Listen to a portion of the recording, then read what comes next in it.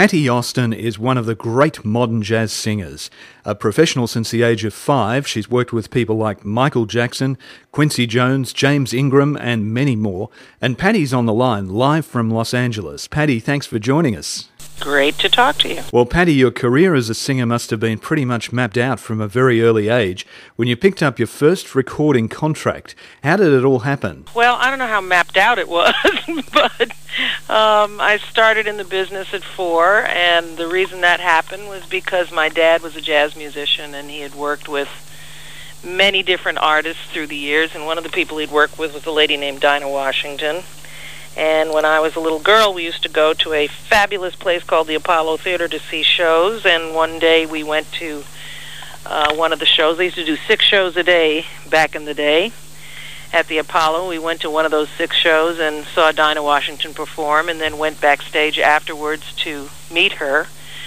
And she was kind of teasing me and leaned over and said, "Hi, I'm Dinah Washington and I'm a singer." And I said, "Well, I'm Patti Austin and I'm a singer too." And she said, "Okay, well, if you're a singer, then you're going to go out on stage and sing on the next show." And long story short, I did, and was fairly successful at my attempt, and that's what started my career.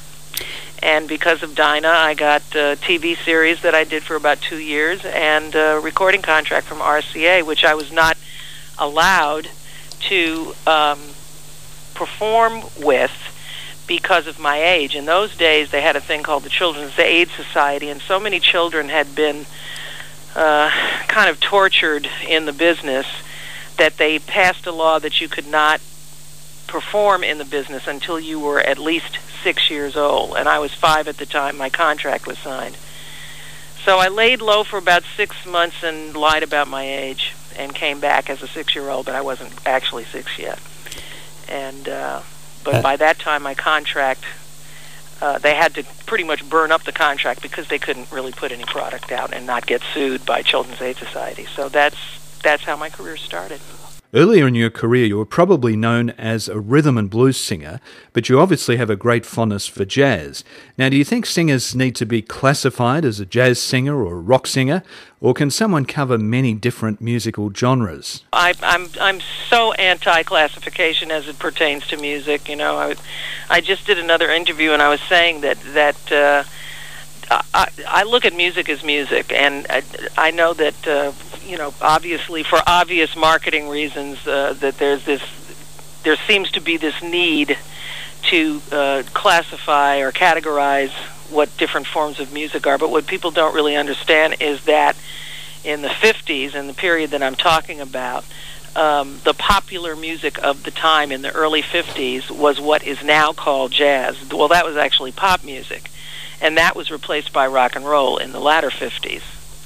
So that's really what I started out singing. Now, I kind of categorize that form for people who require that as classical jazz.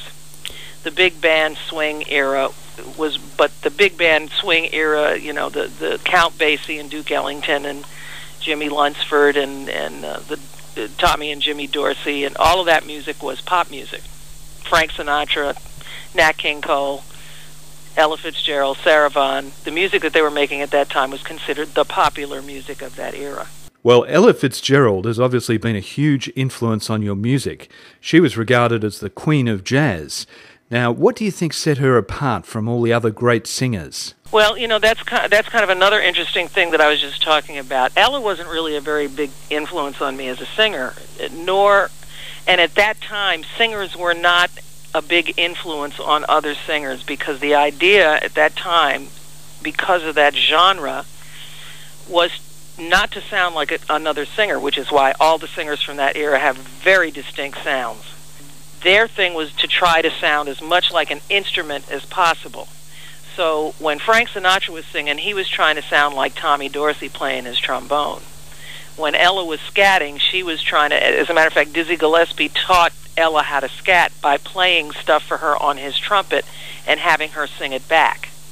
So it was an era where the whole idea of a singer was to sound as much like an instrumentalist as you possibly could. So my influence really kind of came from the same influences that Ella had as a singer, and that would have been Charlie Parker and Dizzy Gillespie. Those were the guys that everybody was trying to sound like. Well, I guess you have to work hard on that. How do you actually put your own interpretation on some of these great songs? Therein lies the rub. Yeah. You have to live some life, and you have to really know music. You have to understand chord structure, and this isn't anything that you just kind of jump on and do. You really have to have a tremendous knowledge of music and how it's structured. And if you look at the lyrics from that period, I mean, these are very profound. You're talking about lyrics that come from Cole Porter and George Gershwin, and most of the music that became popular at that time came from theater, came from musicals and musical films. So that music had to tell, those lyrics had to tell tremendous stories, because they were driving a story in a theatrical piece or in a film. So you didn't hear a lot of lyrics where somebody was just going like doo-wah diddy. The lyrics had to tell a story. So as a singer, you had to not only be able to make your voice sound like an instrument, but you also had to tell a story at the same time. Well, these days singers choose the standards from the American Songbook for their CDs or live performances. Gershwin, Cole Porter, Rodgers and Hart, they're nearly always in the repertoire. Do you think modern songwriters are as good as some of the great writers of standards? I think that's an era that's over.